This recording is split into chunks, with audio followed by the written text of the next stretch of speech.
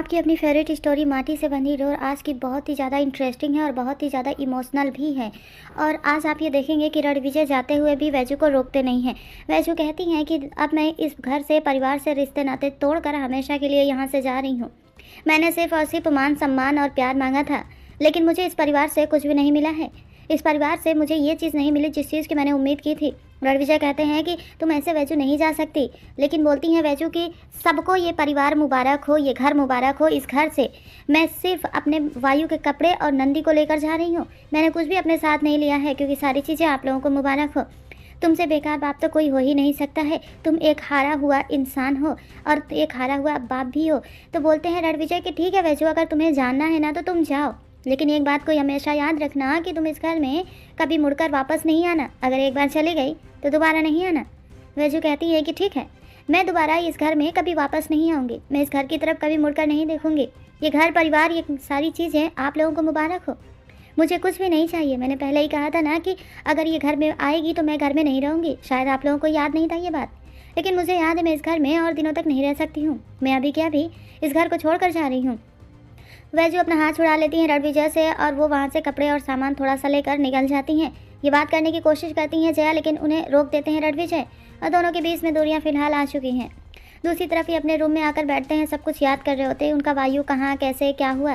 और इस तरफ ये भी उन कपड़ों को देखती हैं और उन्हें भी याद आ रही होती है कि वायु के साथ कब क्या कैसे हुआ, किस दौरान कौन कौन सी बातें हुई थी।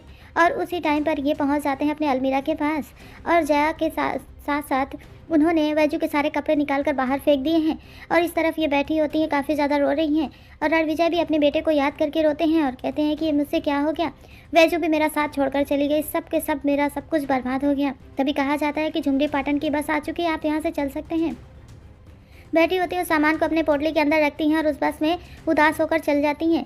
जैसे ही वो बस में चढ़ती हैं वैसे ही वो बस थोड़ी देर के बाद डगमगाने लगती है और कहा जाता है कि बस जो है ना अब सही नहीं हो सकती और आप सभी को थोड़ा सा ध्यान रखना होगा। तो बोलते हैं कि आगे खाइए, थोड़ा ठीक से चलाइए। लेकिन ये जो है ना कुछ भी ठीक होता ही नहीं है। वैजू इधर गिर रही, उधर गिर रही, पता नहीं क्या क्या। वैजू के साथ साथ सारे यात्रियों के साथ ऐसा ही होता है। कुछ टाइम के बाद वो बस अनकंट्रोल्ड हो जाती है। सारे के सारे लोग परेशान हो जाते हैं और कहते हैं कि आप लोग थोड़ा संयम रखिए। थोड़ी देर के बाद इन्हें रियलाइज़ होता है कि शायद वैजू को कुछ हो गया। उठते हैं वो और यहाँ पर जया सामने आ जाती हैं। तो आकर रणविजय कहते हैं कि देखो जया, तुमसे कोई भी बात करने के लिए मेरे पास अभी कोई भी लफ्ज़ नहीं है, इसलिए मैं तुमसे कोई बात नहीं कर सकता। मैंने वैजू को भी खो दिया है। दूसरी तरफ ये वसुंधरा है जिनकी नाराज़गी अभी तक 8-9 महीने में ख़त्म ही नहीं हुई। वो वैजू का सारा सामान उस बॉक्स में डाल देती हैं और कहती हैं कि आज के बाद कोई भी वैजू का इस घर में नाम नहीं लेगा। दूसरी तरफ अरहान वो टैब लेकर आता है और कहता है कि आप लोग देखिए, अभी अभी झुमरी पाटन के बस के लिए कोई न्यूज़ आई है। सब परेशान हो जाते हैं और यहाँ पर रणविजय को कॉल करती हैं और कहती हैं कि देखिए कहीं ऐसा ना हो कि दीदी भी उसी बस में थी।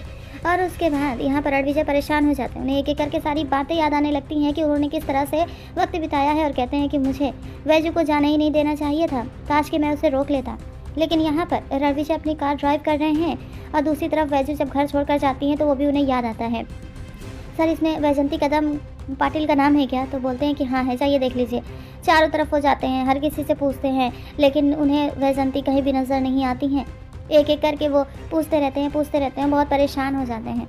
एक ऑफिसर से भी पूछते हैं तो उनका कहना है कि दूसरे कैबिन में आप जाकर देख लीजिए, कैंप में हो सकता है कि वहाँ पर हो। जाकर देखते हैं तो उन्हें वैजू नज़र नहीं आती है। किसी और लेडी को चेहरा खोल कर देखते हैं तो वो वैजू नहीं होती हैं। कहते हैं सर आप अपने आप को संभालिए, कुछ सामान हमें मिला है, हो सकता है कि इसमें आपकी पत्नी के सामान हो। वो देख लेते हैं जिसमें मंगलसूत्र और ये टोपी होती है बच्चे की। और उसके बाद एक और होता है जहाँ पर वो दुपट्टा पीछे नीचे की तरफ हैंग कर रहा है और उसके बाद वो देखते हैं, उन्हें लगता है ना कि ये वैजू ही हैं, क्योंकि वो दुपट्टा सेम वैसा ही होता है जैसा वैजू ने कैरी किया था। मंगलसूत्र भी देख लेते हैं, उन्हें याद आता है कि शादी उन्होंने किस तरह से की थी और ये मंगलसूत्र पहनाया था। तो यहाँ पर उनको कुछ टाइम के लिए यही समझ में आता है